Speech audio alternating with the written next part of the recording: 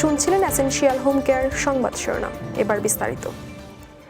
ইউক্রেনের চলমান যুদ্ধের ৩ বছর পর শান্তি আলোচনার উদ্যোগ জোরালো হচ্ছে। মঙ্গলবার সৌদি আরবে জেদ্দায় যুক্তরাষ্ট্রের সঙ্গে বৈঠকে বসছে ইউক্রেনের উচ্চ পর্যায়ের প্রতিনিধি দল।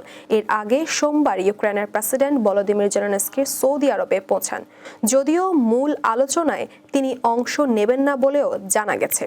ইউক্রেনের চিফ অফ স্টাফ আদ্রি ইয়ারমাকের নেতৃত্বে এই কূটনৈতিক সামরিক প্রতিনিধি দল ইতিমধ্যেই জেদ্দায় অবস্থান করছে।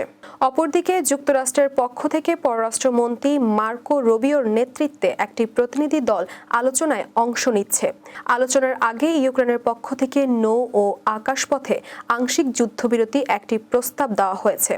মার্কিন পররাষ্ট্রমন্ত্রী রুবিওর এই প্রস্তাবকে ইতিবাচক হিসেবে দেখলেও রাশিয়ার স্পষ্ট জানিয়ে দিয়েছে যে তারা আংশিক যুদ্ধবিরতিতে সম্মত হবে না। মস্কোর মতে এটি ইউক্রেনের পরাজয় ঠেকানোর কৌশল মাত্র। সোমবার সৌদি যুবরাজ মোহাম্মদ বিন সালমানের সঙ্গে বৈঠকের পর জেলেনস্কির এক ভিডিও বার্তায় আশাবাদ প্রকাশ করেন যে মঙ্গলবারের আলোচনা থেকে একটি বাস্তবসম্মত সমাধান বেরিয়ে আসতে পারে।